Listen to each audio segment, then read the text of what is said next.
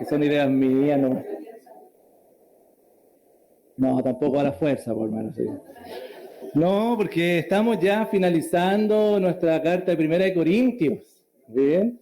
Y eso es un privilegio y damos honor al Señor, damos gracias a nuestro Padre, porque estamos ya en el capítulo 16, estamos comenzando el día de hoy, exposición número 49 de Primera de Corintios, y damos gracias al Señor por eso. Y ahí está, Primera de Corintios, capítulo 16, del 1 al 12.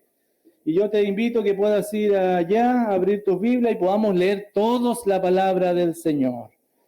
Y que el texto finalmente sea el que habla en nuestras vidas, que sea el texto el que podamos estar nosotros meditando. Y como dice allí el título de esta exposición bíblica, de esta predicación, hacia una comunidad profunda. ¿Bien? ¿Podemos leerlo, queridos hermanos? ¿Te parece? Hemos leído la palabra en el tiempo de oración, leímos delante el salmo maravilloso, ¿verdad? Allí en el tiempo de alabanza, y ahora en el tiempo de exposición bíblica volvemos a leer la palabra. Tanta Biblia, dice, pero si nos hace bien, su palabra es verdad. Su palabra nos santifica y la fe viene por el oír la palabra del Señor. Así que yo te invito, 1 Corintios capítulo 16, entre los versículos 1 al 12. ¿Podemos leer todos juntos? Pero no me dejen solo, así, pues, hermano, ¿ya?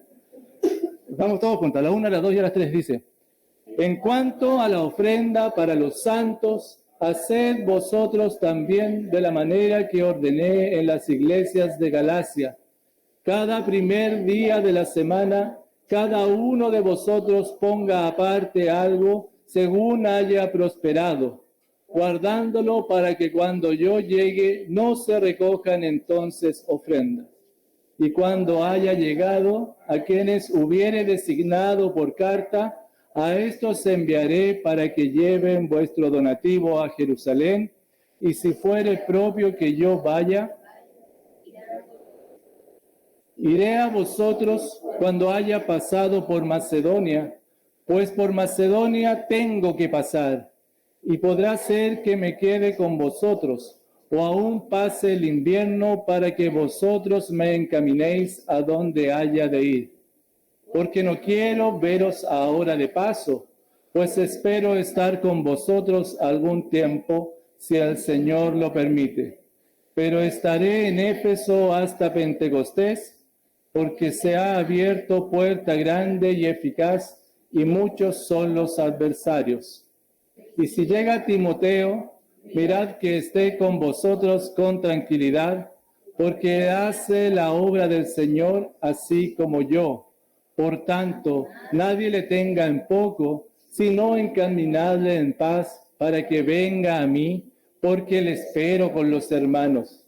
Acerca del hermano Apolos, mucho le rogué que fuese a vosotros con los hermanos, mas de ninguna manera tuvo voluntad de ir por ahora, pero irá cuando tenga oportunidad. Oramos al Señor. Gracias, Padre, por tu palabra. Gracias porque podemos ser expuestos a ella. Háblanos, Señor. Ilumina los ojos de nuestro entendimiento a través de tu Espíritu Santo para comprender estas verdades, Señor. Y que estas verdades fortalezcan nuestra débil fe, Señor, y nos santifiquen para responder y vivir, reflejando a Jesucristo en nuestra vida. En el nombre poderoso de Jesús. Amén. Amén. Hacia una comunidad profunda. Hermanos, yo quiero compartir con ustedes algo que creo que es importante a modo de introducción y que lo tengamos claro, porque los hijos de Dios hemos pasado de muerte a vida, ¿no? ¿Sí? Los hijos de Dios hemos pasado de muerte a vida. Y esa nueva vida, por supuesto, tiene características distintas a la vida pasada. Al menos eso es haber nacido de nuevo. Y una de esas características que esta nueva vida en Cristo nos da es que el Espíritu Santo de Dios viene a vivir a nuestra vida, ¿no? El Espíritu de Dios viene y mora en nuestra vida. Y el Espíritu Santo de Dios es el que nos está transformando, nos está guiando y nos hace vivir vidas plenas en Cristo. Esa es una de las características de esta nueva vida. Porque el Espíritu Santo, cuando vino a vivir, a morar a nuestra vida, cuando abrazamos por la fe el Evangelio, varias acciones fueron completadas en nosotros. ¿Sabías eso, no? Cuando el Espíritu Santo vino a vivir a nuestra vida, nosotros reconocimos a Jesucristo como nuestro Señor y Salvador, el Espíritu Santo vino a morar en nosotros. Y varias acciones fueron completadas. Por ejemplo, fuimos justificados. Vale decir, Dios a nosotros nos mira dando vuelta también. Pero les habló muchas veces y les da como ejemplo otras iglesias que se organizaron. Mira, en 2 Corintios 8, del 1 en adelante dice, mira, te lo doy como ejemplo, como ilustración, mira cómo se organizaba la iglesia. Esta es otra, habla de otras iglesias que se organizaron para ir en ayuda de Jerusalén también. ¿Cómo se organizaron?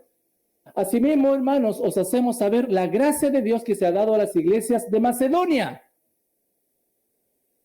Los corintios estaban en Acaya, son regiones. Pero Pablo les dice, mira cómo se organizaron las iglesias de Macedonia. En Macedonia estaba la iglesia de los filipenses, los tesalonicenses y la iglesia de Berea. Estaban allí. Mira cómo se organizaron, Pablo les dice.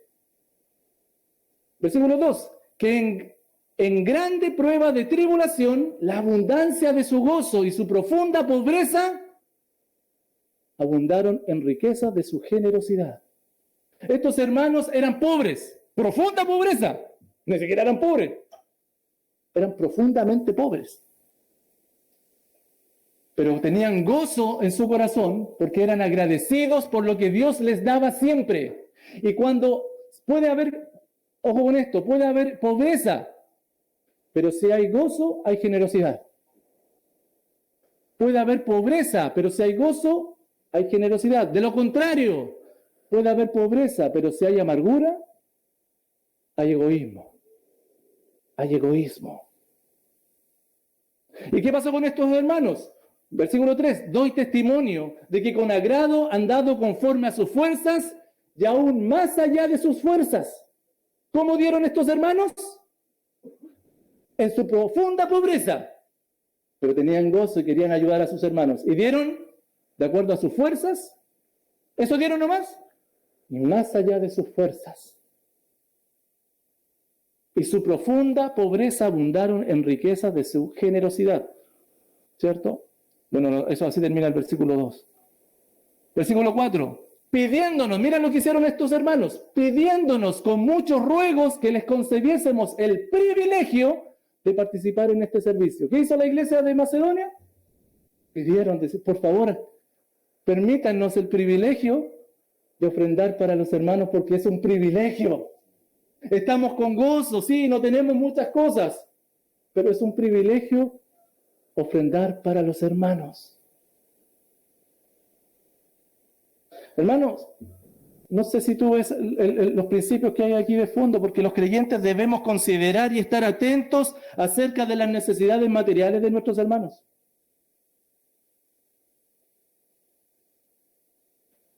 Y para estar atentos a las necesidades del otro, hay que conocerlo, ¿no? ¿Hay que conocerle? ¿Cómo podemos conocer las necesidades del hermano? ¿Cómo tú puedes conocer las necesidades del hermano? En primer lugar, hermano, nosotros somos parte de la misma familia y debiéramos tener toda la confianza. Escúchame, tú y yo debiéramos tener toda la confianza de plantear nuestras situaciones entre nosotros. Toda la confianza de decir, ¿sabes qué? Hermanos, estoy pasando por esta situación. Y la iglesia, todos debemos reaccionar a eso. Y no podemos decirle, como dice Santiago, ¿cierto? Decirle, hermano, voy a orar por ti. ¿Te acuerdas o no? Hay que estar con el hermano. Hay que darle, ayudarlo según esté necesitando. Como Cristo lo hizo contigo, ¿no? Nada nuevo bajo el sol. Como Cristo se dio completamente por ti.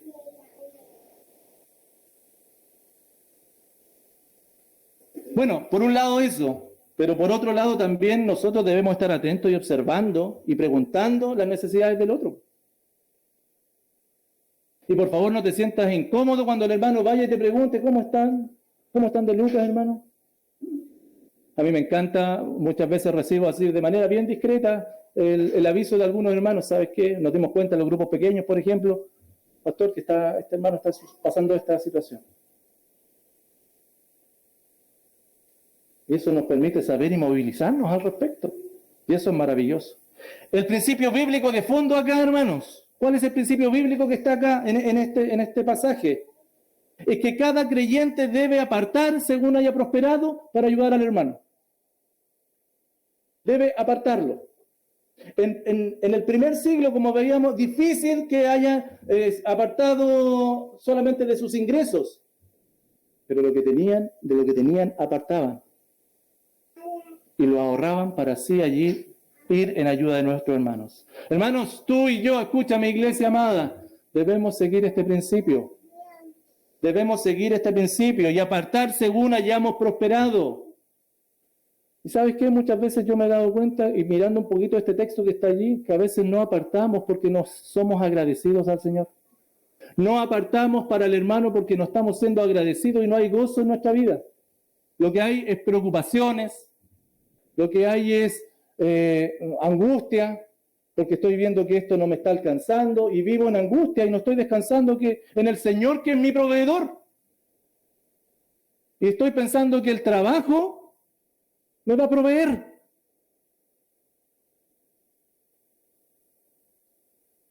Si Dios no te dio un trabajo para proveerte, solamente es para que anuncies el Evangelio en ese lugar. Dios te va a proveer de cualquier parte. ¿O no lo ha hecho? ¿O no lo ha hecho así contigo? ¿Y por qué esa angustia, por qué esa falta de gozo entonces en tu vida que te está llevando y te está privando de ser de bendición para otros?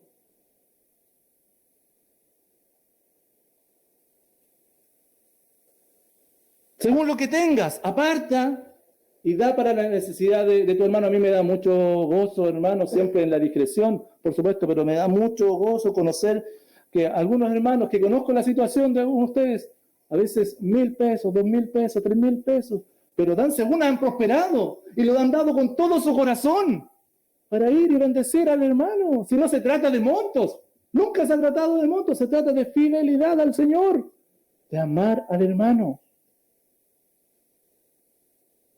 Es una maravilla, hermano, porque están mostrando el fruto del Espíritu en sus vidas. Bondad, benignidad, ¿te acuerdas? Amor. En ese sentido, hermano, y doy gracias al Señor porque como iglesia nos hemos organizado a través de la canasta de amor. Maravilloso, hermano. En donde todos los meses estamos apartando para ir en ayuda de la necesidad de muchos hermanos. ¿Apartas para eso? ¿Apartas para ir en ayuda de los hermanos? Yo doy gracias al Señor porque me atrevería a decir que la mayoría de ustedes, de nosotros, en algún momento hemos sido bendecidos. Hemos sido bendecidos con la canasta de amor. Y el Señor ha provisto para nuestras necesidades. ¿Y a quién utilizó? A tus hermanos. A tus hermanos. Sigamos haciendo el bien porque el Señor nos ha prosperado y te ha dado para que bendigas al otro. Hermano, insisto, el asunto no es un monto, es gozo, es esfuerzo, es un privilegio dar para el otro. Como lo dice allá en Romanos 12:13. Compartiendo para las necesidades de los santos, practicando la hospitalidad. Compartimos las necesidades del uno y de los otros. Ojo con esto, hermanos, por favor, y solo para que lo tengan en consideración. Aquí Pablo no está hablando del sostenimiento de los siervos del Señor. Ojo, porque a veces nos confundimos de ofrenda. Pablo no está hablando acerca de eso acá. De eso ya habló en el capítulo 9. ¿Se acuerda? Cuando dijo que los que predican del Evangelio, vivan del Evangelio. Esa es otra cosa. Lo que Pablo acá está hablando es cómo la iglesia se organiza para ir en ayuda y ser de bendición para los que están en necesidad. Hermano querido, hermana querida, considera tu iglesia y mostrar, estoy en esta necesidad, hermanos. Y también, hermano querido, considera dar para el que no tiene. Los que estamos en Cristo adoramos a Dios, amando a la familia de Dios. Y una forma de amar a la familia de Dios, entonces, ¿cuál es? Asistiendo al hermano en la necesidad. Pero no solamente eso, sino que también invirtiendo tiempo con el hermano. Esta es otra forma de amar a los hermanos y que te va a llevar a adorar a Dios, invirtiendo tiempo a los hermanos. Entre los versículos 5 al 9, por favor.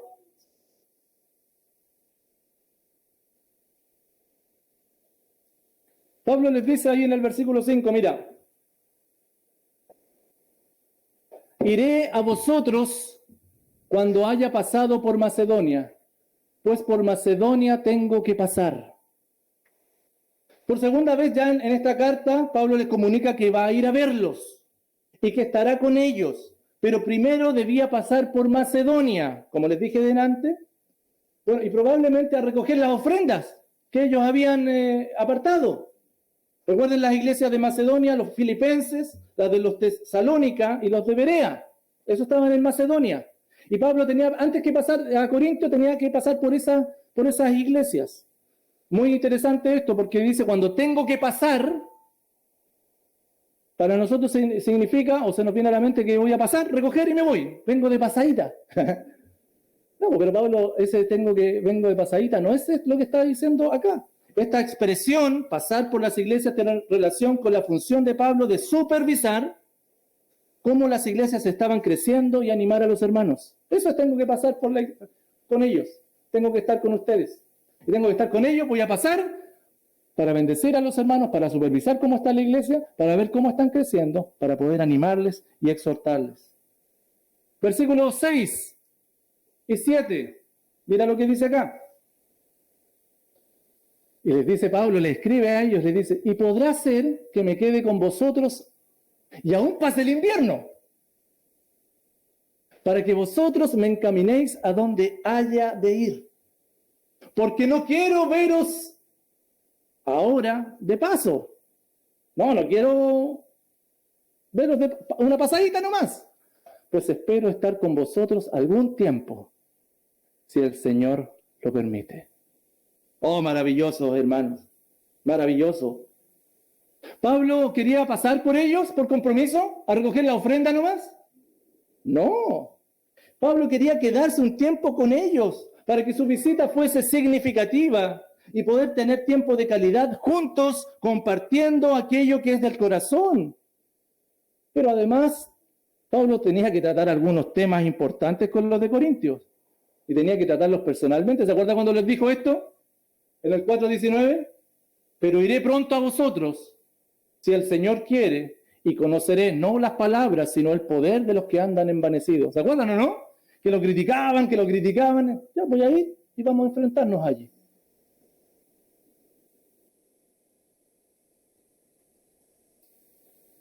Por favor, esta era la actitud del apóstol Pablo, constante para con las iglesias.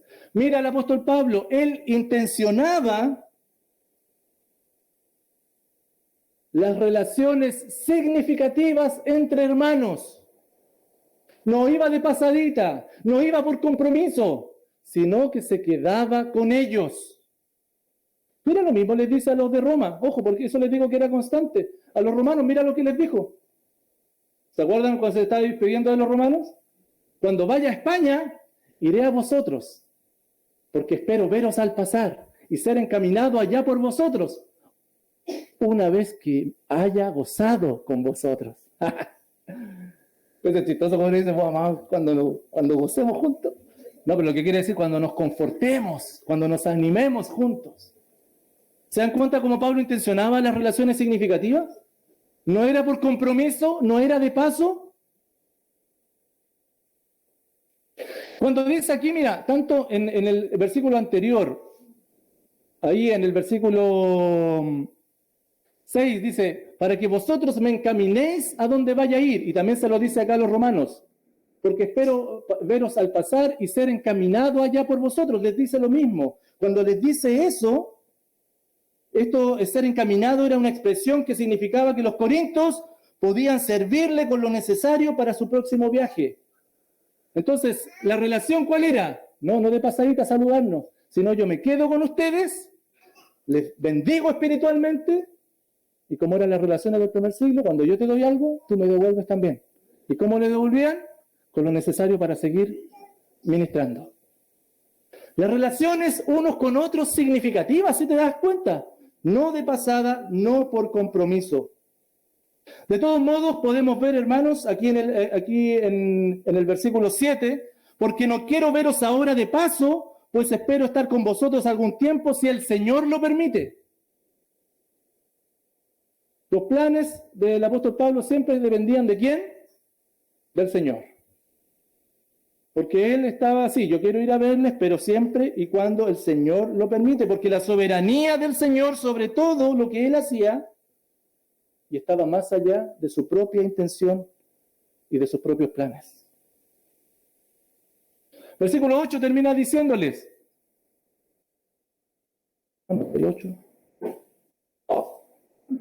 pero está en la Biblia, eso es lo importante. Pero estaré en Éfeso hasta Pentecostés, y el 9 dice, porque se me ha abierto puerta grande y eficaz, y muchos son los adversarios. Sí, quiero ir a verles, quiero estar con ustedes, pero ojo, pero primero está el servicio al Señor. Está el servicio al Señor. Él les había pedido que crecieran en la obra del Señor, ¿se acuerdan?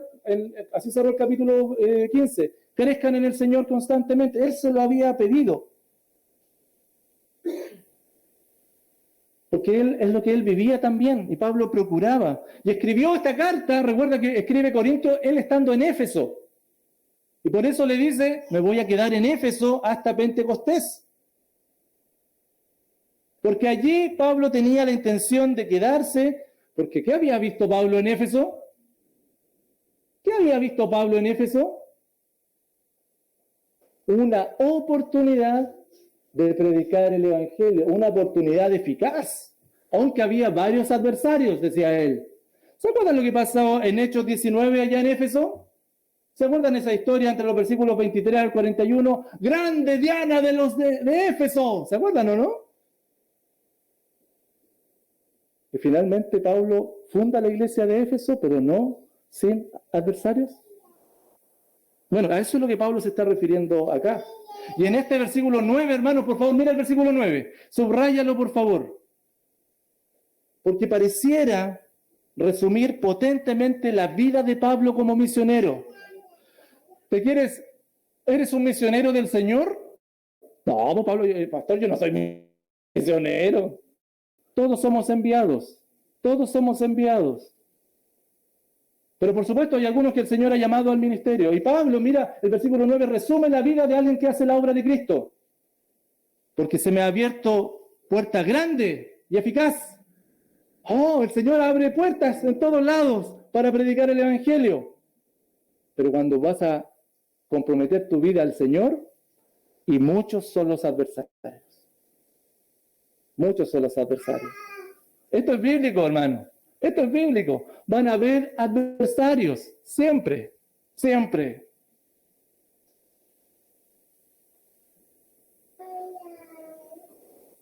Ahora bien, yo solamente quiero compartirte lo siguiente. ¿Qué ves lo que ves aquí de Pablo? ¿Cómo ves la actitud? ¿Cómo ves la relación de Pablo con los hermanos? ¿Era livianita o no? ¿Era una relación así superficial? ¿Era una relación dominguera?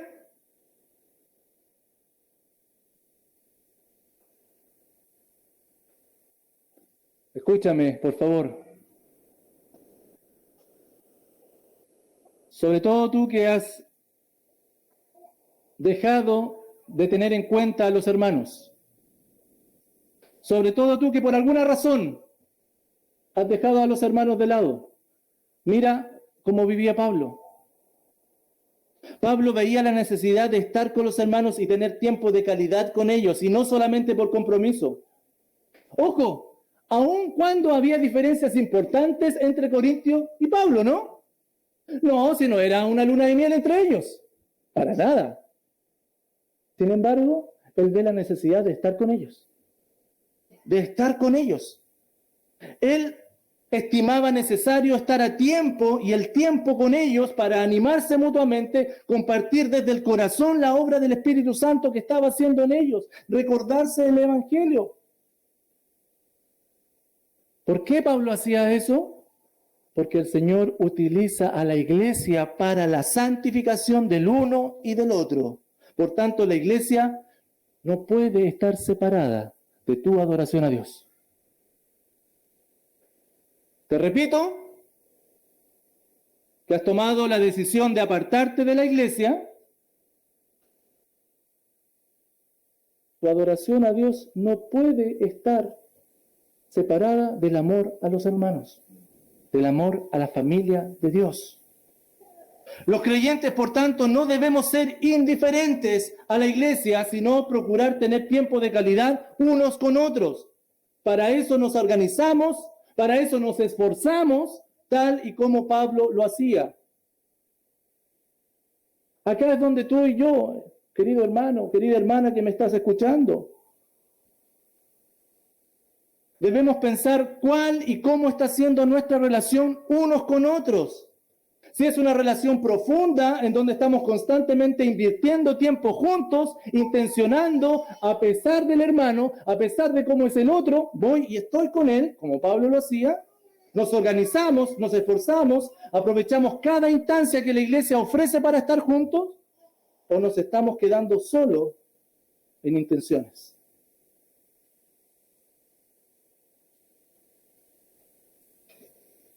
Quizás has tomado decisiones que te han llevado a apartarte de tus hermanos. Decisiones respetables, ¿eh? Pero que te están impidiendo tener una comunión íntima con la familia que Dios te ha dado. Gracias al Señor que la iglesia provee instancias para poder estar juntos. Instancias públicas como este culto. Mira, una instancia pública en donde venimos y estamos juntos y juntos nos animamos y adoramos al Señor, somos expuestos a su palabra juntos. Pero también hay instancias de grupos para que juntos nos animemos, para que invertamos tiempo en el otro, para que allí también podamos ser confortados unos con otros. Los grupos pequeños, los grupos de damas, los grupos de jóvenes, los grupos de estudio dominical. ¿Estás aprovechando eso, no? ¿Los estás aprovechando?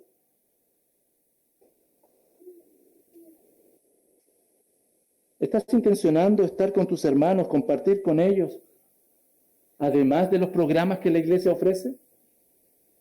Una oncecita en donde se recuerdan el Evangelio juntos. ¿Abres tu casa para los hermanos?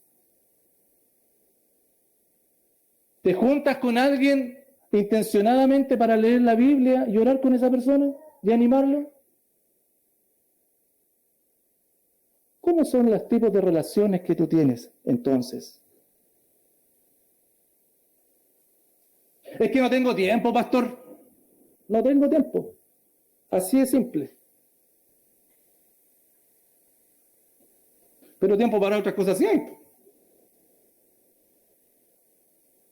Tenemos tiempo para muchas otras cosas y tú sabes cuáles son. Podemos hacer una lista. Tiempo hay. Tienes tiempo para estar en el celular todo el rato sin ningún problema. Para eso hay tiempo. Tiempo para dedicarte a tus quehaceres, pero no tiempo para estar con otros. ¿De qué me estás hablando, hermano? Eres parte de la iglesia, ¿no? ¿Amas a la iglesia? Entonces que parezca que amas a la iglesia.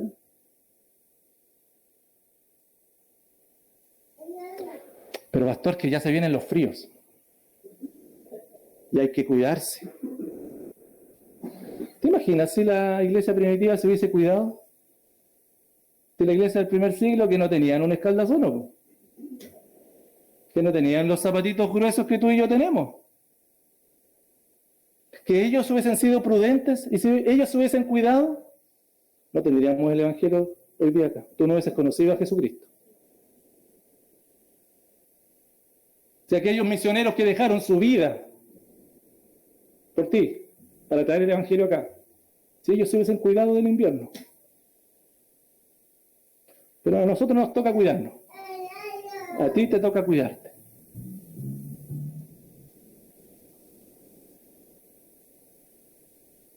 En el fondo, hermanos, es un profundo egoísmo, disfrazado de razones respetables, como te decía, pero que en definitiva te están llevando a permanecer en pecado, viviendo rebeldemente a lo que Dios ha establecido. En eso estás, en pecado, viviendo rebeldemente a lo que Dios ha establecido.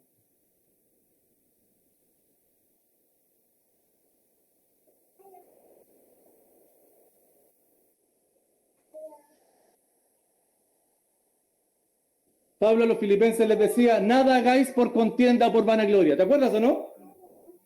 Antes bien, con humildad, estimando cada uno a los demás, ¿los otros qué son? Superiores a uno mismo. El hermano es superior a mí, por lo tanto es digno que yo le sirva. No mirando cada uno por lo suyo, sino cada cual también por lo de los otros. ¿En dónde estás aquí? ¿Dónde estás parado en ese versículo? ¿En dónde estás tú parado allí?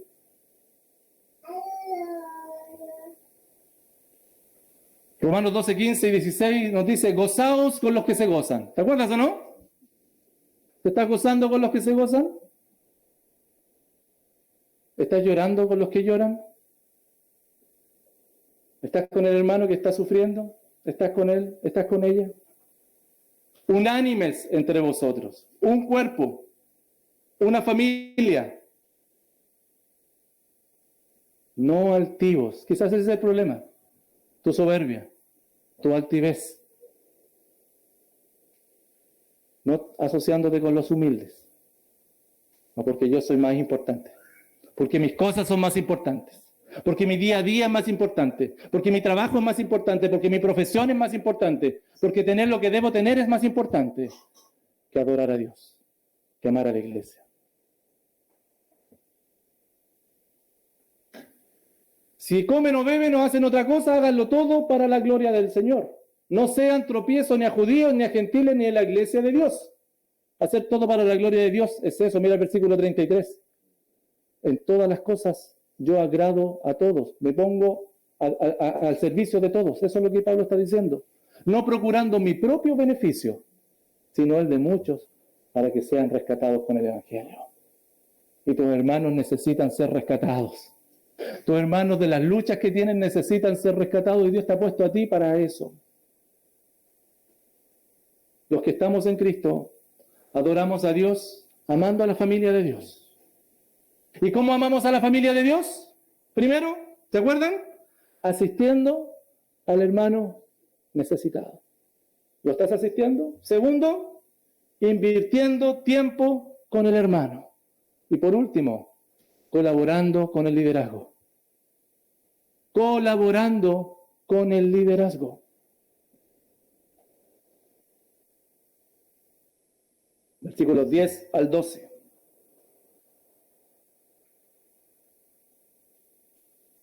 Pablo no andaba solo por la vida, ¿cierto? Siempre trabajaba en equipos. Y uno, es interesante, yo me he dado ese trabajo, a lo mejor tú no, pero yo me he dado ese trabajo. Bueno, tengo el tiempo que la iglesia me ha otorgado para eso, de ver cuántos equipos Pablo formó. Y no formó un equipo, formó varios equipos, con varias personas. Y siempre tenía colaboradores que servían en el ministerio, que quizás no tenían la relevancia que Pablo tenía, pero sin embargo eran fieles y debían ser, por lo tanto, considerados por la iglesia también. Y entre estos colaboradores estaba Timoteo.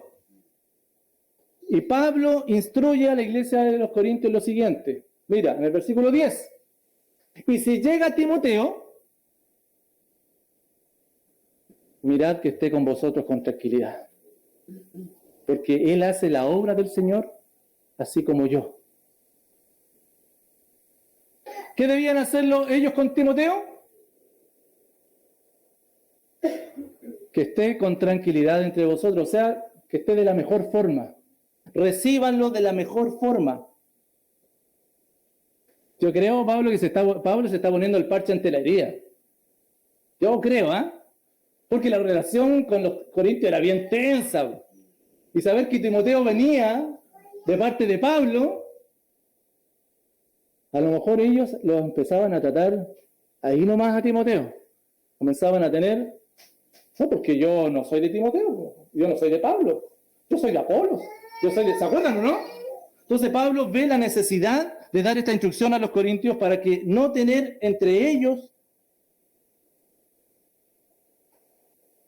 problema con este hermano, para que no tuviesen esta actitud o extrapolar esta actitud hacia Timoteo. Y les pide lo contrario, les pide que lo reciban bien, que él esté tranquilo y lejos de preocupaciones. Y esto incluía proveerle a Timoteo de todo lo necesario para que él estuviese con tranquilidad, sin miedos, sin preocupaciones. ¿Por qué? Porque Timoteo ha hecho la obra del Señor, es un siervo del Señor. Por lo tanto, recíbanle y denle lo que él necesita, porque ha servido al Señor tanto como yo. Versículo 11, mira qué fuerte el versículo 11. No sé, ¿no te parecen palabras fuertes de Pablo? Por tanto, nadie lo tenga en poco. Nadie lo tenga en poco. Porque es su colaborador. Trabaja la obra del Señor. No debían tenerlo en poco. Esto es, nadie debe tratarlo con desprecio.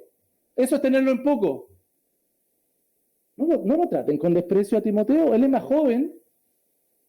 Él, por supuesto, es distinto. No es un apóstol, pero es un siervo del Señor. No lo traten con desprecio. Si no, mira lo que le dice. Nadie lo tenga en poco, sino encaminadle en paz. Otra vez esa expresión. Provéanle de todo lo necesario para que fuese hacia Pablo, quien lo estaba esperando con otros hermanos. Y como vimos anteriormente, hermanos, esto encaminarle en paz, recíbanle de buena forma, muestren preocupación, muestren amor por Timoteo, porque Pablo lo estaba esperando con otros hermanos, quienes lo iban a recibir de buena forma. Ahora bien, versículo 12 es extraño, pero Pablo lo agrega acá.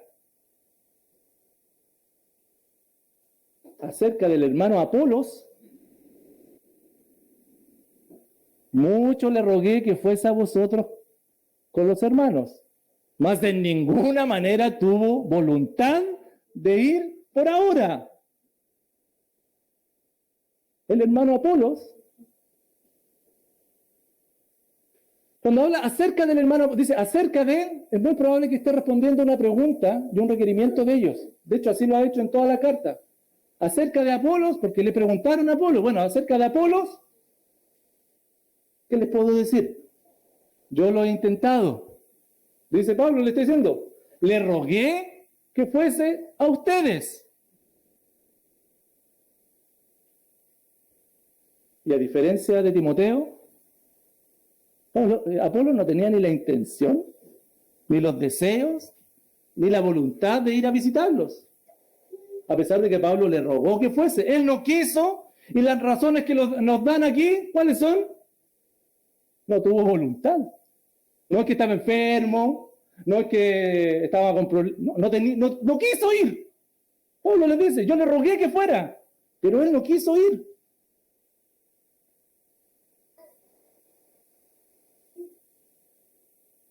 Apolos no respondió a la petición de la iglesia que fuera a verlo, ni tampoco a los ruegos de Pablo. Hermanos, que ellos pidieran a Apolos nos remonta al problema inicial de la carta, ¿se acuerdan o no? Estos grupitos, es que yo soy de Apolos. Mira Apolos, ¿cómo les paga? No, yo no quiero estar con ellos. De todos modos, le aclara al final, él va a ir cuando tenga la oportunidad. Ahí lo dejó. Cuando esté dispuesto. Hermanos, los creyentes debemos considerar a los que sirven en la obra. Tratarlos con amor. Por eso Pablo les dice a Timoteo, trátenlos con amor. Consideren su esfuerzo, su dedicación. Debemos estar los creyentes presentes en las necesidades y cooperar para que los objetivos de la iglesia sean cumplidos, para que el propósito de la iglesia, que es glorificar a Dios, para que el medio que Dios ha dado haciendo discípulos sea cumplido. Colaboremos con los líderes, estar pendientes de sus necesidades. Y en ese sentido, hermanos, y un poco más amplio, el trato que nos entregamos unos con otros debe estar siempre moldeado por el carácter de Dios. Siempre. Las sensaciones personales que los creyentes tenemos unos con otros, las percepciones, las opiniones que tengo del hermano, no deben imponerse ni obstaculizar la obra del Señor. ¿Te das cuenta, no? La sensación de los corintios puede que no haya sido la mejor, aunque Pablo se pone el parche ante la herida. Pero independientemente de lo que ellos pensaban de Timoteo o de Pablo, estaba la obra del Señor primero. Por otro lado, miremos a Apolo. Hermanos, escúchame, iglesia, por favor.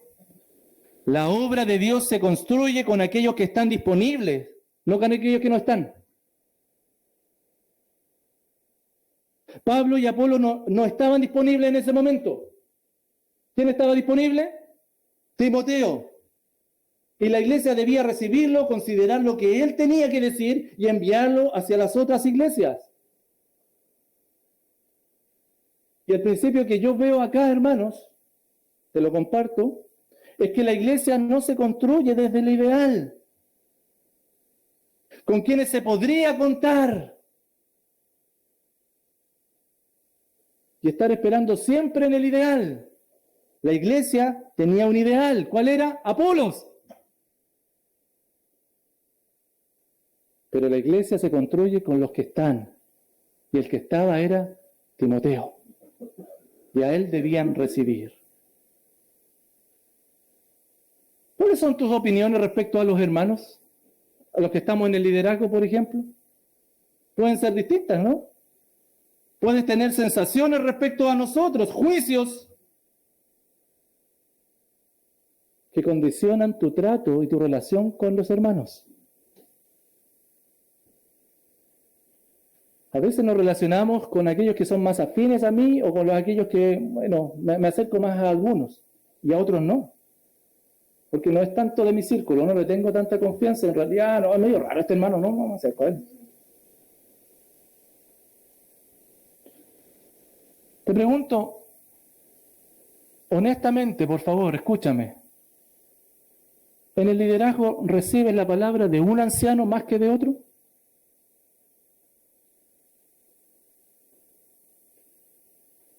¿O con los diáconos, o con los servidores que colaboran con la iglesia? ¿Haces diferencia entre unos y otros? Al pastor yo le recibo. Oh, que él venga, el otro hermano no. ¿No es eso lo que hacían los corintios? Yo soy de uno, yo soy de otro.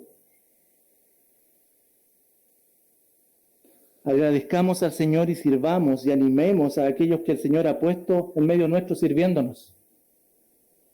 Si oramos, servimos y colaboramos con lo que Dios ha decidido que sirvan en medio nuestro, el liderazgo, estaremos contribuyendo a la unidad de la iglesia. Pablo a los de Tesalónica les decía en el capítulo 5, 12 y 13, os rogamos, hermano, que reconozcáis a los que trabajan entre vosotros y os presiden en el Señor y os amonestan. No a algunos, a ellos, reconócelos y que los tengáis en mucha estima y amor por causa de su obra, porque están sirviendo, porque te están sirviendo. Tengan paz entre ustedes, entre tú y el hermano que te está sirviendo, tengan paz. En Hebreos 13:7, acordaos de vuestros pastores que os hablaron la palabra de Dios, los que te hablan con la palabra de Dios. Considerad cuál ha sido el resultado de su conducta, e imita su fe.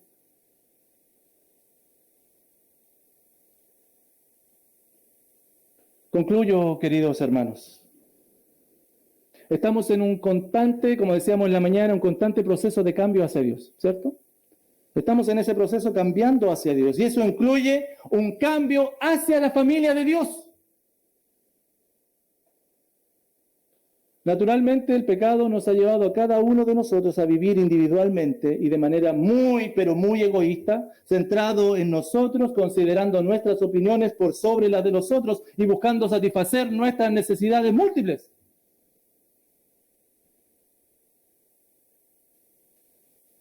¿Sabes cuál es la paradoja? Es que Dios nos ha puesto en medio de pecadores para que seamos santificados. Así trabaja Dios. En medio de pecadores para ser santificados. Y este amor por los otros, entonces, es sobrenatural.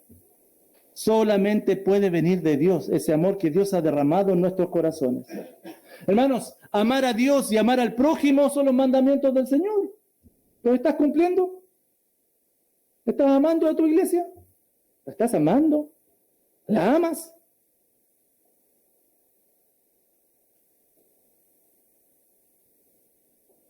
No te olvides que solo Él tiene el poder para hacer la obra completa en nosotros. ¿Qué es lo que demanda Dios entonces de ti y de mí? Escúchame, por favor. Si identificas que no estás asistiendo al hermano en su necesidad, si identificas que no estás invirtiendo tiempo con el hermano y que no estás colaborando con el liderazgo, entonces cambia tus actitudes, cambia tus acciones, corrígelas y confía, clama al Señor para que Él vaya día a día cambiando estas conductas y las perfecciones en ti. Y que finalmente no se queden solo en conductas, sino que pasen a ser parte de tu carácter. Parte de tu carácter. Un carácter transformado, y eso solo Cristo tiene el poder para transformar tu vida. ¿No te grita todo esto lo débiles que eres? ¿No te grita todo esto lo débiles que somos? ¿Y cuánto necesitamos del poder del Señor? Corramos a Él entonces y no dejemos de confiar. Los que amamos, los que estamos en Cristo, adoramos a Dios, amando a la familia de Dios. ¿Y cómo se ama a la familia de Dios? Al menos 3 formas acá. Asistiendo al hermano necesitado, invirtiendo tiempo con el hermano y colaborando con el liderazgo. Oramos al Señor. Padre, gracias por la oportunidad que tú me das de estar en este lugar exponiendo tu palabra. Que tu Espíritu Santo obre en el corazón de cada uno de nosotros. Permítenos el privilegio de amar a tu esposa. Que entendamos que despreciar a tu esposa es despreciarte a ti. Y que podamos, en arrepentimiento y en plena certeza de la obra de Cristo, correr nuevamente a tus brazos. Brazos amorosos, tiernos, de un Dios lleno de toda gracia. Te bendecimos, Padre, en el nombre poderoso de Jesús. Amén. Bien, para finalizar, queridos hermanos,